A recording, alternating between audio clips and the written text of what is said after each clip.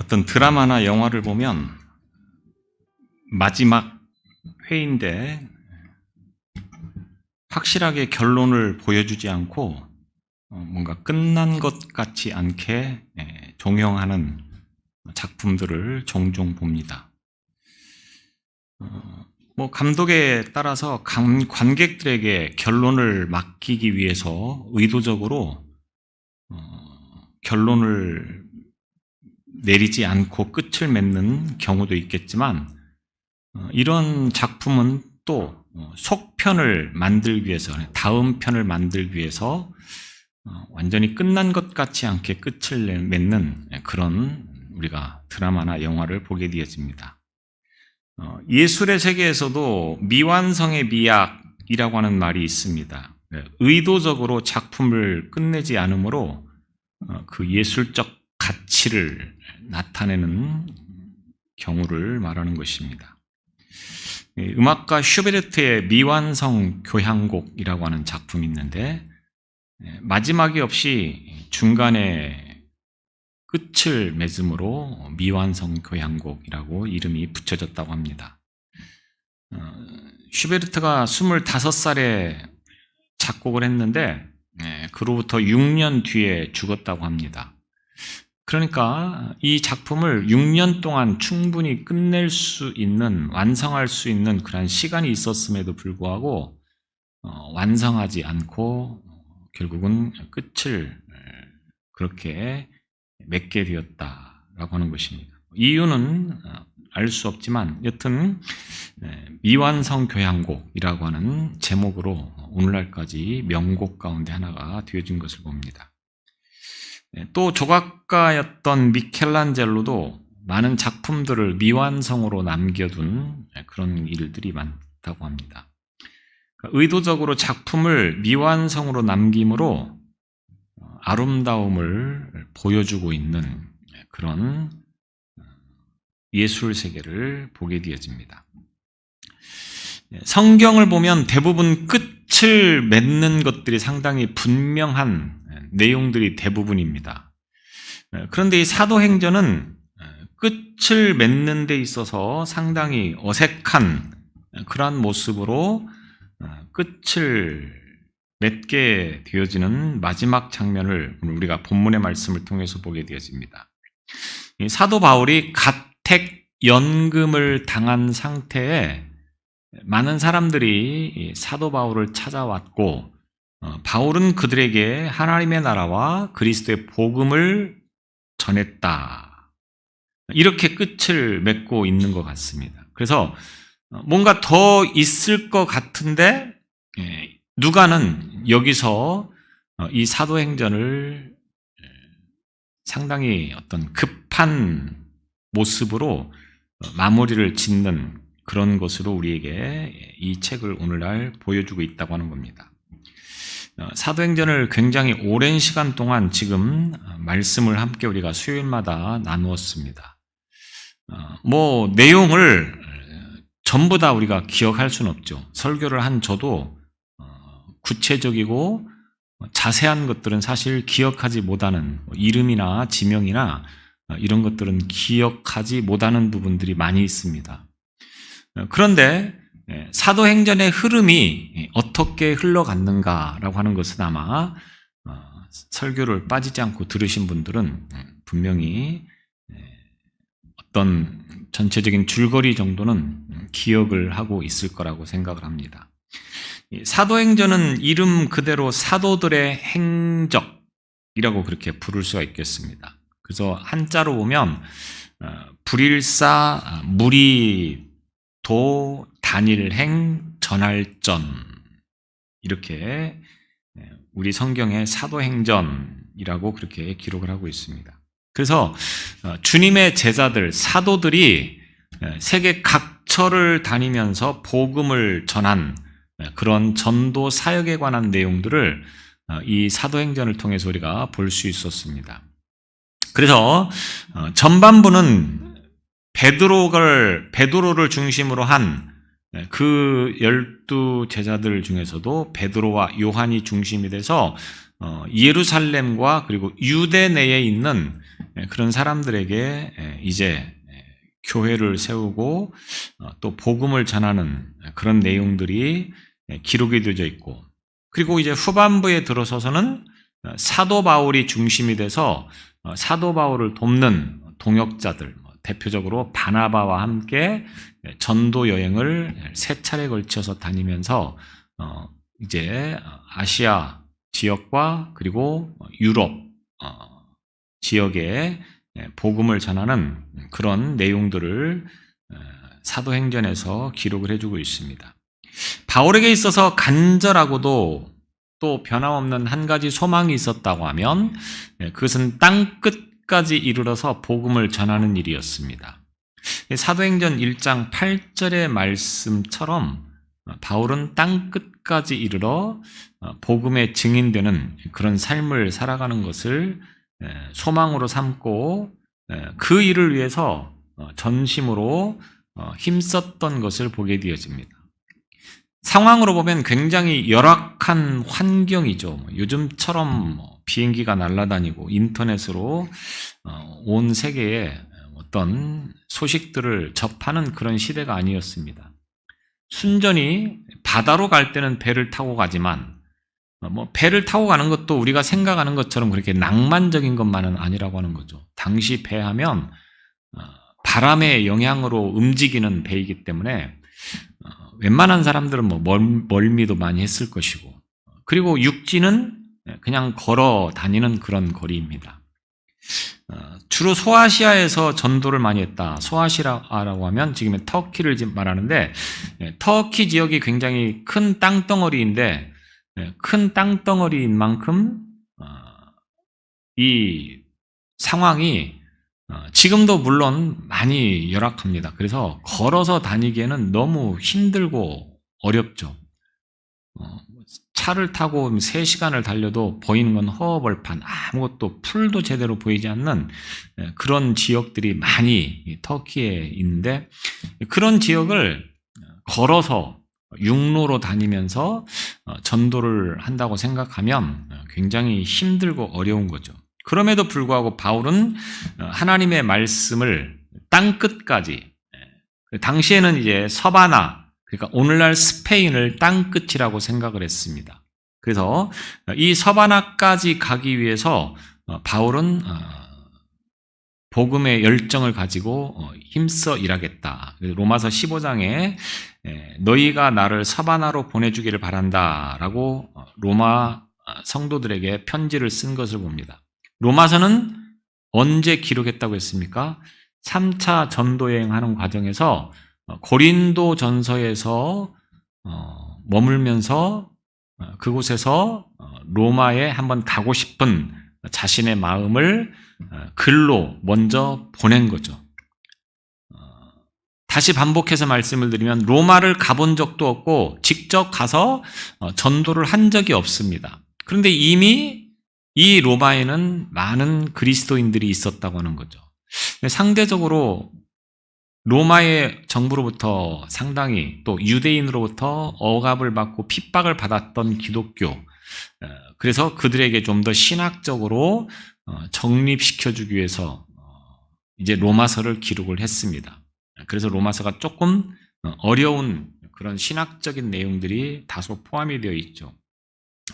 바울의 어떤 신학을 우리가 로마서에서 볼 수 있는데, 그 로마서 15장 23절에 보면 이제는 이 지방에 일할 곳이 없고 또 여러 해 전부터 언제든지 서바나로 갈 때에 너희에게 가려는 원이 있었으니, 지금 이 고린도에서 아시아를 중심으로 해서 유럽이라고 해봐야 그리스 지역, 아테네, 또 빌립보, 이런 유럽의 어떤 관문 정도까지 복음이 전했고, 바울이 가고자 하는 것은 로마였죠. 왜냐하면 모든 길은 다 로마로 통한다고 하는 말이 있습니다. 그래서 그때 당시에는 로마가 세계를 지배하고 있었기 때문에 로마에 일단 가게 되어지면 세계 각처로 가는 데 있어서 큰 어려움이 없기 때문에 먼저 로마를 가고 싶다. 바울이 이 로마서 15장 23절에 이렇게 기록을 하고 있습니다. 그러면서 24절에 보면 이는 지나가는 길에 너희를 보고 먼저 너희와 교제하여 약 약간 만족을 받은 후에 너희의 그리로 보내줌을 바람이라. 그러니까 서바나까지 가고 싶은데 그 서바나를 가기 위해서는 로마를 거쳐 가야 된다고 하는 거죠. 그래서 먼저 로마에 가서 로마에 있는 성도들을 만나고 그 다음에 이제 서바나까지 가고 싶다. 그래서 28절에 보면 그러므로 내가 이 일을 마치고 이 열매를 너희에게 확증한 후에 너희에게를 지나 서바나로 가리라. 그래서 로마서 15장에 보면 바울이 서바나에까지 복음을 전하고 싶은데 중간에 먼저 로마에 가서 너희들을 만나고 싶다. 이렇게 이야기를 한 것을 보게 되었습니다.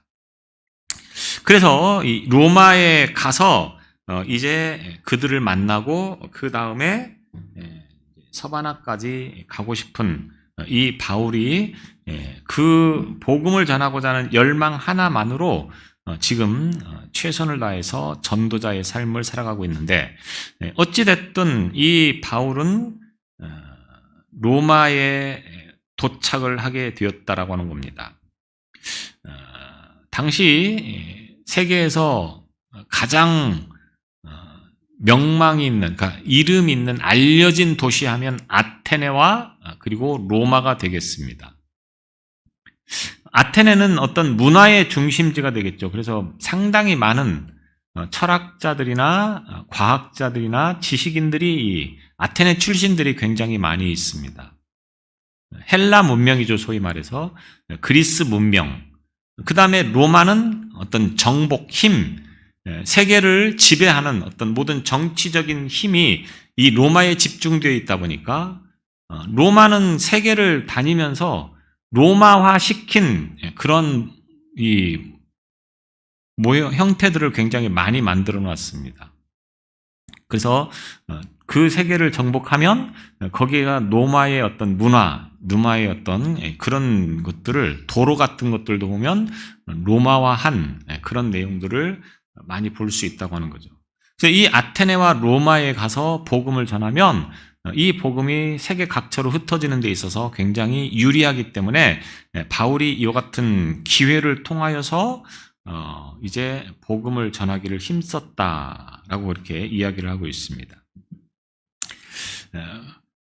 그래서 바울이 여튼 로마에 도착을 했는데 그 과정을 보면 죄수의 신분, 앞서도 말씀을 드렸듯이 바울이 전도자의 신분으로 왔다고 하기보다는 죄수의 신분으로 오게 됐다고 하는 거죠.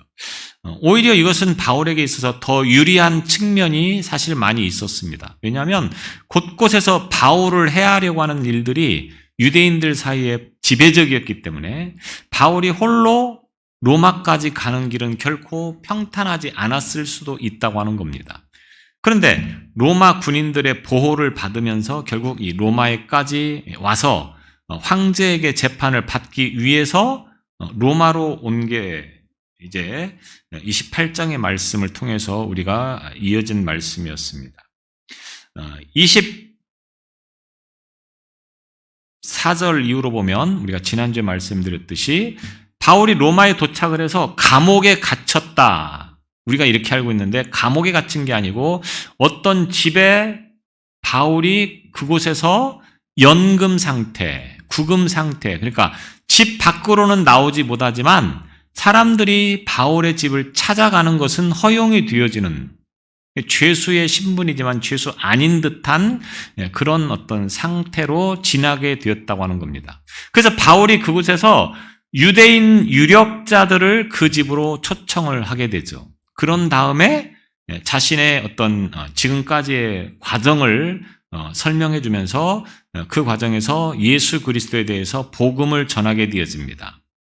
그러니까 그 복음을 들은 사람들의 반응이 어떻게 답니까? 어떤 사람들은 믿고 바울의 말을 믿고 순종하는 그런 부류의 사람이 있는 반면에 바울의 말을 믿지 않는 그런 태도를 보인 사람들이 있었다고 하는 거죠. 그래서 바울이 그들의 모습을 보면서 구약 성경의 말씀을 인용하여서 이사야 6장 9절 10절 말씀을 인용하여서 이사야 선지자가 예언했던 것처럼 진리를 말해도 진리로 받아들이지 않는 사람이 있다. 라고 하는 것을 이야기한 내용을 26절, 27절을 통해서 말씀을 드렸습니다. 이것은 이미 구약 시대에도 예언되어져 있었고 예수님 시대에도 복음이 전해졌지만 복음을 믿는 사람도 있고 믿지 않는 사람도 있었다라고 하는 겁니다. 그래서 바울은 이 같은 내용들에 대해서 결론처럼 말씀하고 있는 내용이 28절이죠.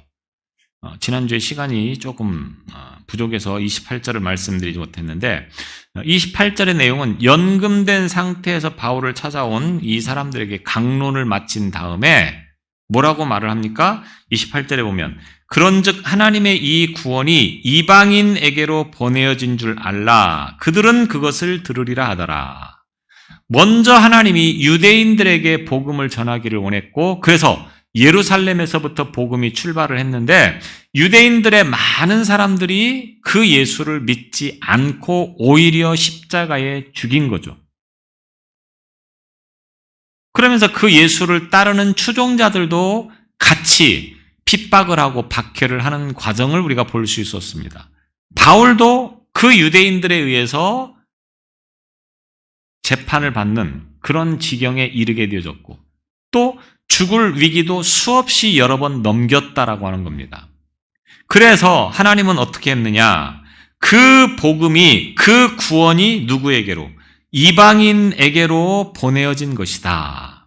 유대인들이 복음을 믿지 않고 예수를 믿지 않고 받아들이지 않았기 때문에 이 복음이 이제 이방인에게로 가게 됐다.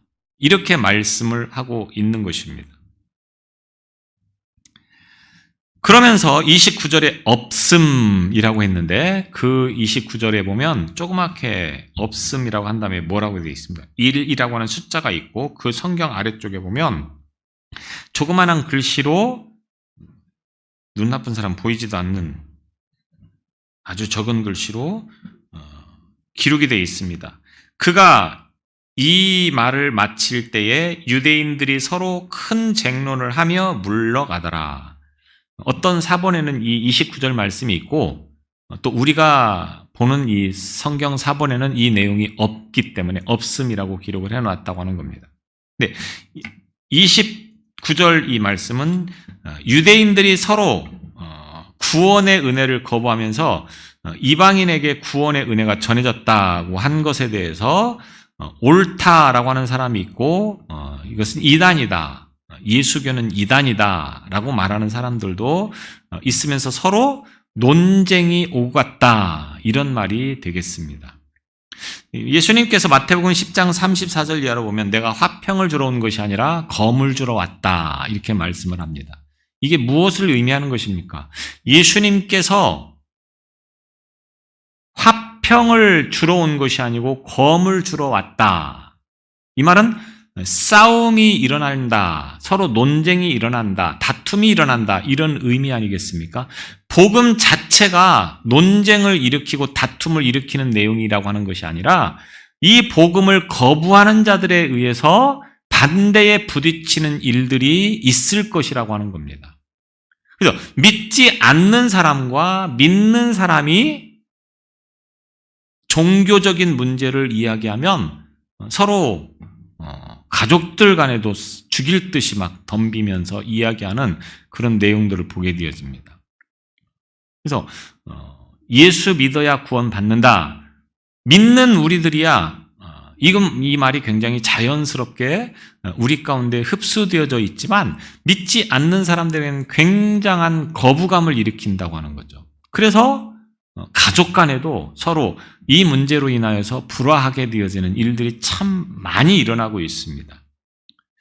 이 말들이 성경에 보면 고스란히 기록되어 있는 거죠. 예수님께서 가는 곳곳마다 예수님이야 병든 자를 고쳐주고 귀신을 쫓아내고 이런 일들을 많이 행했기 때문에 긍정적으로 받아들이고 설령 그를 믿지 않는다 할지라도 크게 종교 지도자들이 아닌 다음에야 자기들이 어떤 기득권을 빼앗아 가려고 한다고 하는 생각을 가지고 있지 않는 사람들이야 그렇게 대립을 하고 있지 않지만 그러나 그 와중에서도 대립하는 일들이 얼마나 많이 있었습니까? 그래서 바로 바울이 그 부분을 이야기를 한 거죠. 이사야의 이야기를 들어서. 그러니까 유대인들은 이 바울의 말을 듣고 어떤 사람은 거부 반응을 일으켰고 어떤 사람은 그 바울의 말을 믿고 따랐다. 이렇게 되어집니다. 그러면서 이제 마지막 30절, 31절로 사도행전이 마무리가 되어집니다. 바울이 온 이태를 자기 셋집에 머물면서 자기에게 오는 사람을 다 영접하고, 앞서 말씀을 드렸듯이 바울이 로마에 도착을 해서 감옥에 갇힌 것이 아니고 어떤 셋집에서 2년을 보냈다 이 말입니다. 2년간 어느 셋집에서 구금 상태에서, 연금 상태에서 지냈다 이 말입니다.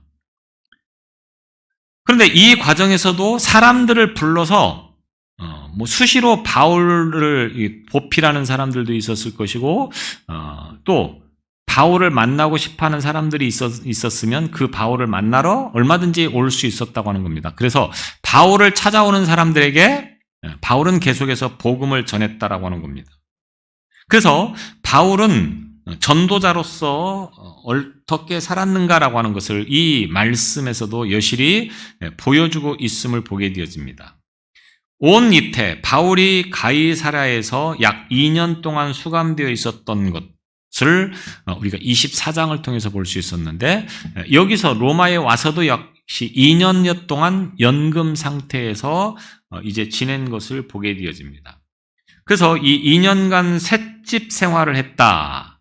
셋집 생활을 했다고 하는 말은 본인이, 그러니까 바울이 직접 돈을 주면서, 오늘날 우리가 월세를 사는 것처럼 돈을 주면서 그곳에서 거주를 하면서 이제 연금 상태에서 지냈다 이 말이라고 하는 거죠. 이렇게 보면 바울이 언제 처형이 되어졌는지를 우리가 구체적으로는 정확하게는 알 길이 없지만, 대략 AD 64년 로마에 큰 화재가 일어나서 많은 기독교인들이 화재에 대한 누명을 쓰고 그때부터 굉장히 이제 박해를 받기 시작하는데, 이쯤에 아마도 바울이 죽었지 않았겠는가라고 그렇게 사람들은 이야기를 하는 것을 볼 수 있습니다. 그러니까 2년여 동안 이 연금 상태에서, 구금 상태에서 바울이 무슨 돈이 있었겠습니까? 그런데 여튼 돈을 주고 그곳에서 연금되어 있었다.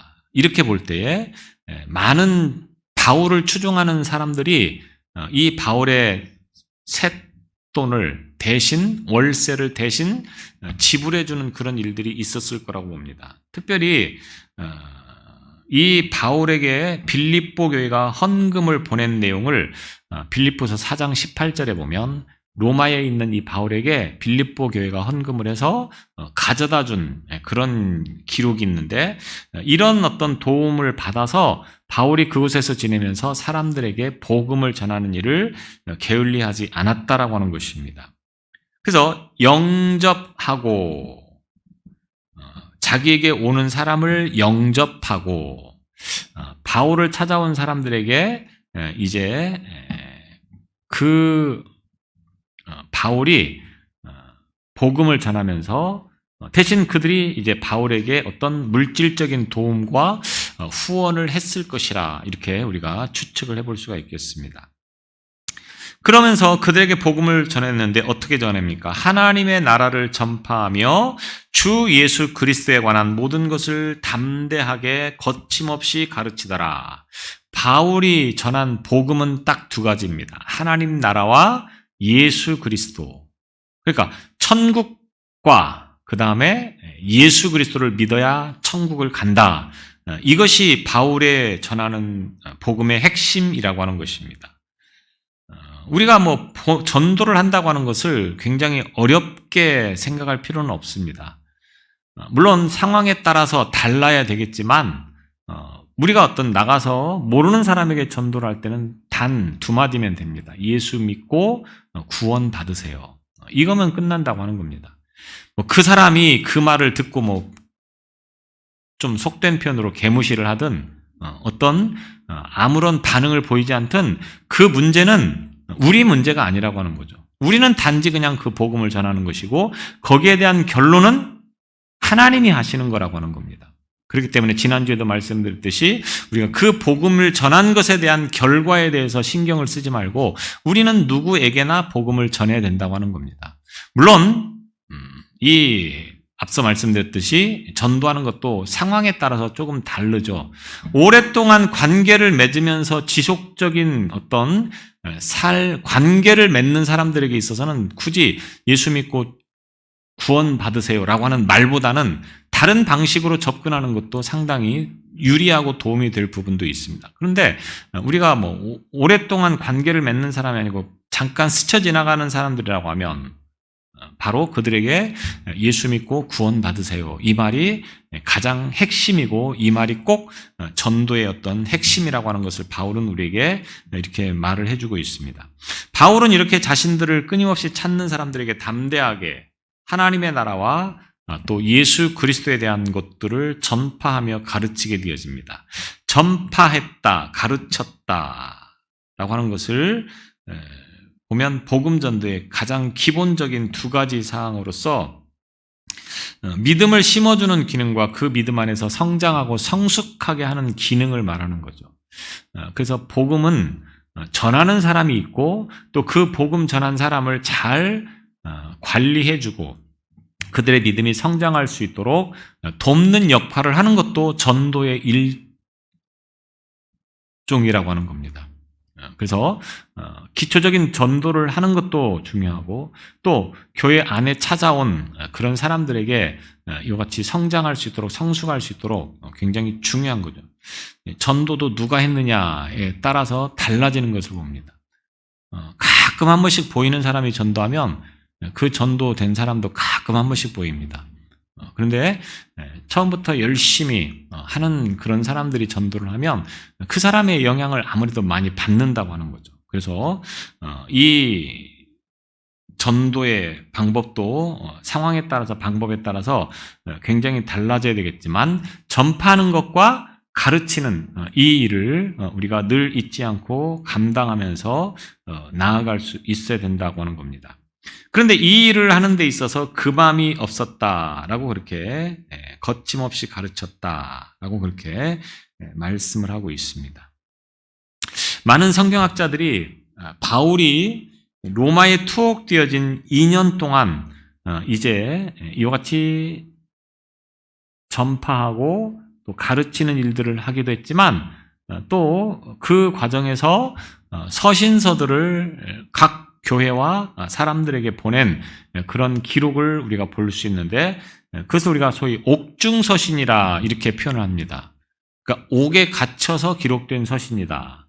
그러니까 옥에 갇힌 것은 아니지만 여튼 연금된 상태에서 감옥 같은 곳에서 생활을 하면서 이제 보낸 편지가 4가지가 있는데 빌립보서, 에베소서, 골로새서, 그 다음에 빌레몬서 이 성경을 바로 이 로마에 투옥된 2년여 동안 기록을 했다라고 그렇게 추정을 합니다.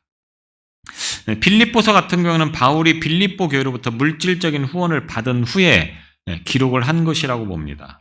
그래서 빌립보 교회는 바울이 감옥에 있다고 하는 소식을 듣고 에바브로디도 편에 이제 헌금, 선교 헌금을 보내게 되어지죠. 또 바울은 비록 쇠사슬에 매여서 밤낮으로 이제 그곳에서 지내고 있지만 지난 선교의 경험들을 돌아보게 되어집니다. 특별히 에베소서에서의 3년간의 사역을 통해서 열매를 맺은 것, 그 다음에 밀레도에서 에베소 장로들과 만난 것을 추억하면서 바울이 전도를 하면서 사실 3년 동안 머물렀던 적은 유일하게 이 에베소 교회뿐이었었습니다. 이미 제가 사도행전을 통해서 말씀을 드렸는데 그러니까 그만큼 남다른 애정을 가지고 있었겠죠. 그래서 이제 그곳에 다시 편지를 보내게 되어집니다. 골로새서는 에베소서와 성격이 비슷해서 쌍둥이 서신이라고 그렇게 불리게 합니다. 또 바울은 거기서 노예 출신이었던 빌레몬에게 편지를 또 보내게 되어집니다. 그래서 이 4권이 바로 옥중 서신이 되겠습니다. 그래서 2년 동안 구금된 상태에서 바울이 이들에게 편지를 보냈고 결국 그 과정을 통해서 바울은 자기가 해야 될 본분들을 잘 감당했던 그런 사역을 이제 이 과정에서도 보여주고 있다고 하는 겁니다.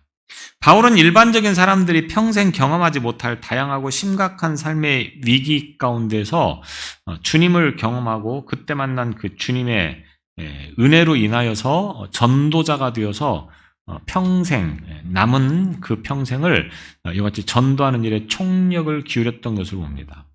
결국 이 2년 후에 바울이 어떻게 되었는가라고 하는 것을 우리가 알 수는 없지만 여튼 그 후에 나와서도 역시 바울은 전도의 삶을 살다가 다시 로마에서 결국은 참수형을 당하면서 그의 생애를 마지막으로 끝내게 되어집니다. 문제는 이 사도행전이 끝난 것 같지 않게 끝났다고 하는 것은 무엇을 의미하는 것이겠습니까? 이 사도행전은 계속해서 진행되어져야 된다고 하는 것을 우리에게 의미하고 있고 가르쳐주고 있다고 하는 겁니다. 사도행전은 다시 말하면 복음을 전하는 일에는 끝이 있어서는 안 된다고 하는 것입니다.